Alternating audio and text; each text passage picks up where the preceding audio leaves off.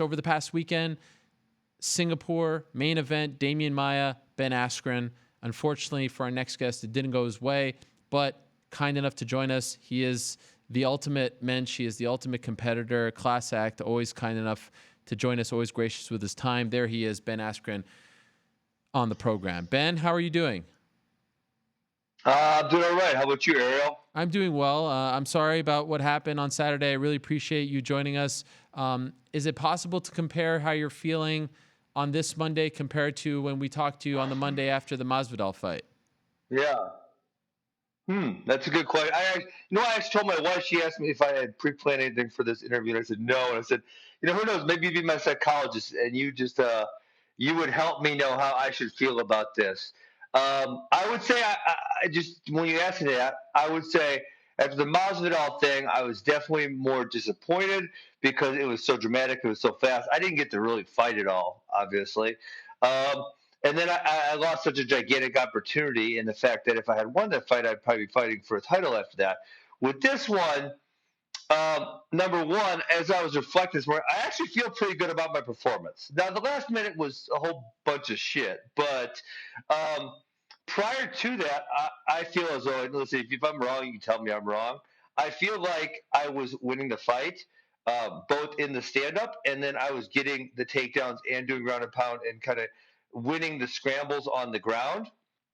Um, so one of the things I stress to my athletes all the time is that the result doesn't always dictate how you feel. Sometimes you win and you wrestled like dog crap. Sometimes you lose and you wrestled really well, and that's just how it goes. So I guess I would say I'm feeling better because, number one, because I think my performance was not terrible besides the last minute, and then number two, because the downfall of the opportunity lost is not nearly as large as it was last time. What happened in that last minute? Like you've talked about making a critical mistake and Yes. and regret. For those that don't understand, like what did you do that led to the finish in your opinion? What Yeah. was the mistake? Well, this was, in my opinion. So I got a little heavy, which then he went for the leg lock and used that to sweep, which is something he does frequently. But the big mistake, listen, that happens. Demian Maia is really good on the ground, right? Getting swept happens sometimes. The big mistake, in my opinion, was I remember looking at the clock and I remember there being just over a minute left. I'm thinking, okay, I won the first two rounds. If I stay here and stay mounted, I'm gonna definitely lose this third round, and I don't want to lose this third round. I think if I go 3-0, then it's pretty easy for me to win this fight. I might have to find a hard way to lose this fight. So I decide to give up my back in order to try to what I think is going to get the reversal. Obviously in practice we drilled that position 1,000 times because it's somewhere he's really good at. So just drilled it over and over and over again. So I gave up my back and. I was too overconfident. I did not think he could finish me from that position. Very stupid. Obviously now stupid on my part. So that would be the big mistake that I made. And so were you surprised? Like the first two rounds, there were moments where it turned into a grappling contest, but for the most part, the first two rounds were heavily contested on the feet. Were you expecting that going into the fight? Yeah, I was. Well, because I wasn't really tipping my cap to it at all because I didn't want him to think about it happening, right? Um, and so I knew he would not be able to take me down. I was actually hoping he would attempt to take me down because I thought that would have ended advantageously for me. He did. I don't believe he didn't attempt to take down, right? I don't think so. Off the top of my I'm head, not no. I can misremembering. double check on that, but off the top of my head, no. Okay. So I don't believe he attempted to take down. I was hoping he would, but I knew. And one of the things I said, was something I executed on really well, is that I'm not going to go for a takedown unless it's there against him, right? And that was, something I really waited for my opportunities on my takedowns to be nice and clear and evident. And then from studying him so much from the Tiger fight, I knew that while he throws a 1-2 pretty solid, one of the reasons his stand-up is effective against most people is they're really worried about the takedown, something I was not worried about. So I knew that I would be able to have some success in the stand-up despite really no one ever considering that option. This is somewhat of a moot point, but they were kind of debating it at the end of the broadcast. Did you pass out or were you just tired and that's why it looked like it looked like you tapped once and then turned over? But yeah. I think it was one of those where I don't know if you do jiu-jitsu. I don't believe you do, Ariel, but one of those where you kind of like barely go out and then you wake up right away. right. One of those type of ones. Okay. Yeah. Have you ever felt that before? First time in your MMA career that you've been sub, but I'm just meaning like in practice, like Maya has been talked about Yeah. being I've one been of the best. submitted a whole bunch of times in practice. Yeah. So that was Yeah. So yeah, I would say I had that feeling, but no. But like, what I said was, I feel actually really disappointed because my jiu-jitsu coach Mark Lehman, we drilled the shit out of this position. I mean, we worked this position to death and talked about the nuances of it. And so for me to give up a submission there is like, I really can't believe I did it. And I realized that he is one of the best from that position, but yeah, I did not think that was going to happen. And so after, this has been what a year for you. You enter the UFC, you get that win over Lawler. Now the two losses, very foreign territory for you. And now everyone trying to almost like rewrite the history of your career. And it's amazing that this happens almost exactly a year to the day of the trade. And people saying, oh, that was a better deal for one and all this stuff. I mean, I think that's hogwash. I think the impact that you've made on the UFC, whether good or bad for you, has been immense. It's been incredible what's happened. But has this experience, the last two fights in particular, has this changed your opinion on continuing to fight? In other words, do you still want to do this after experiencing these two losses? I mean, retirement is definitely something I'm considering. I would be lying to you if I said I was not.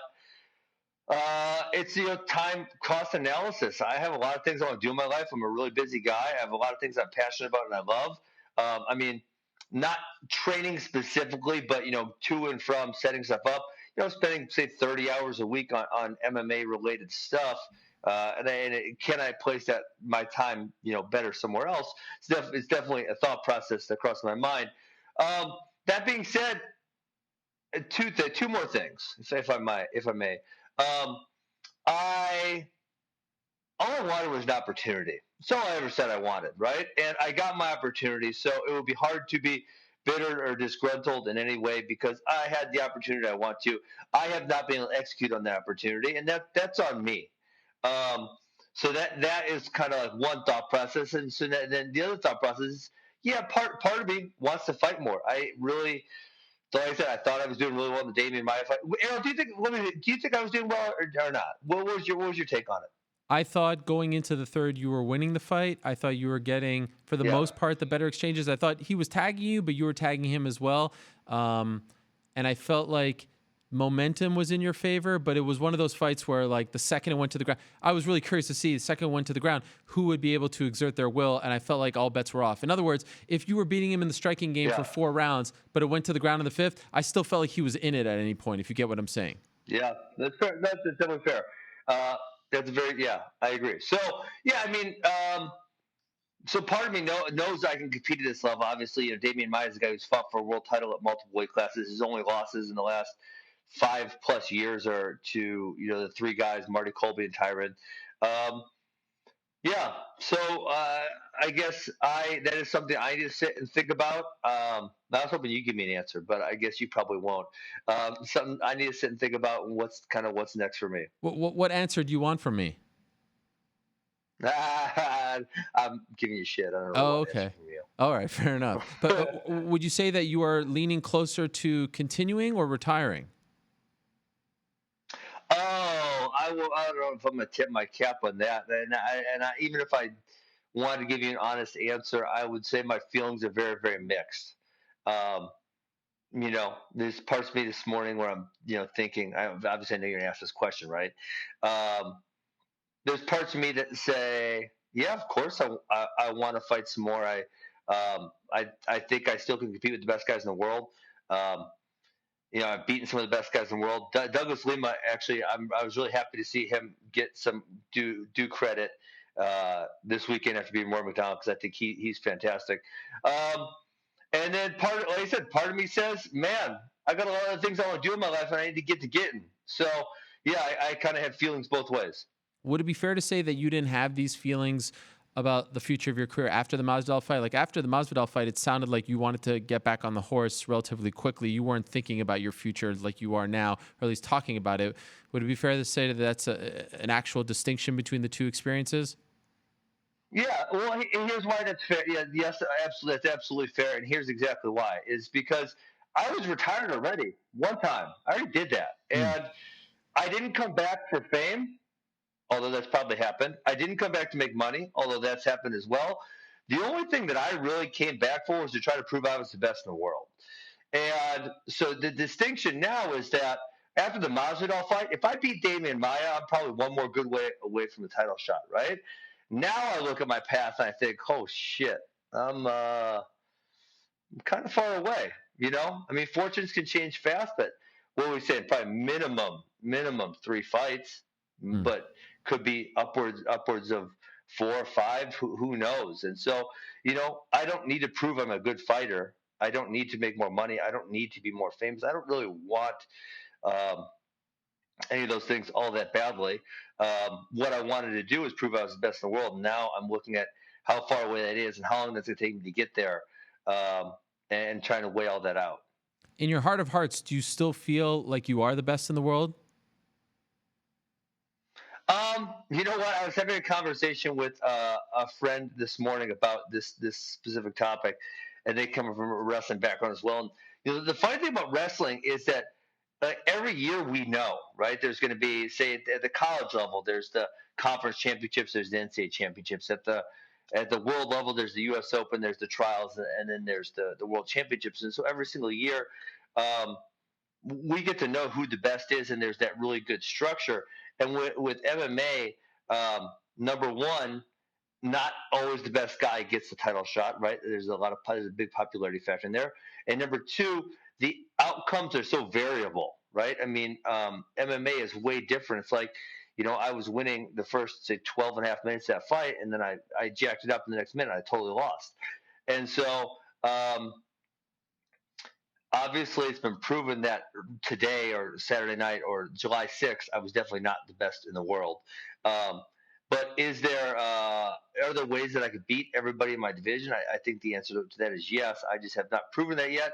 So I guess I'll say for this time, no, I am not. But is there a path where I am? I think the answer to that is still yes. Is there any possibility that the UFC doesn't offer you another fight? Oh, I don't know. Is that a thing? I saw a couple of people tweet that, which blows my mind. I don't think it's a thing, but I was wondering if maybe I'm Yeah. just reading this incorrectly and you feel like it's a thing. Oh no, I don't even think that I don't think that's a thing at all. I mean, they gave me the fight of the night, so obviously they were pretty happy. I got a few texts; they were pretty happy with how the fight went down, and it was pretty exciting. Yep. One of the things, Ariel, I've been criticized for early in my career is not being exciting. And fuck, my three. Ooh, I dropped an F bomb. I don't know if I'm allowed to do that. No, you're.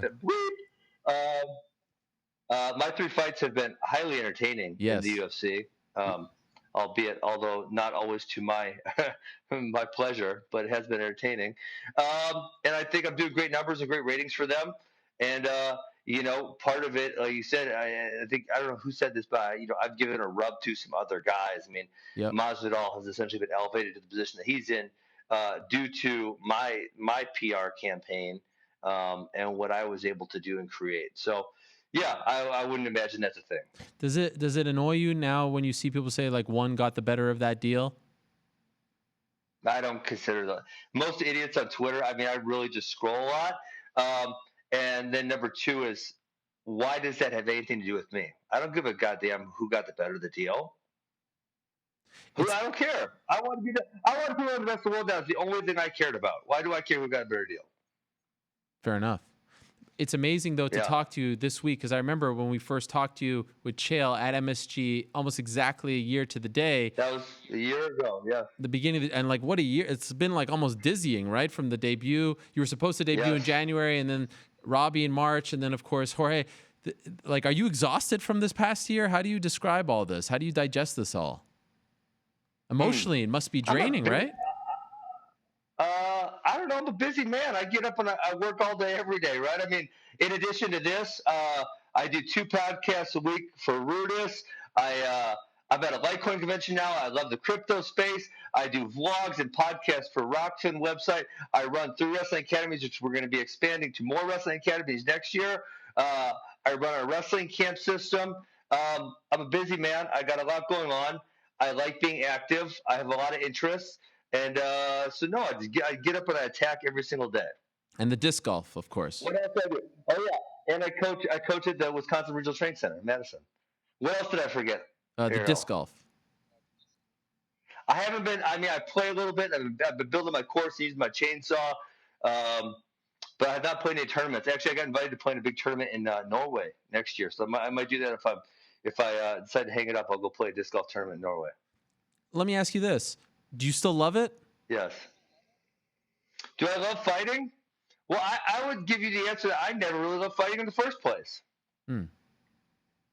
Never. I loved wrestling, but fighting for me was like it was the intrigue of the challenge. Can I be the best at this? It was I still get to kind of compete and use my physical body, which I really enjoyed, and it was a great way to make a living. So I think those are three things that I really enjoyed. But I don't know. I don't think that there was ever for me a love with the sport of MMA, as though if I say I feel similarly about wrestling, I don't. Right? I like wrestling way more. So if you don't love it and you have all these things and you've hit this rough patch, what's the point? The money? I just told you you're not. Oh my God! Have you not been listening at all? What? I have been listening. I'm gonna quit. This is like what I do to my wife sometimes.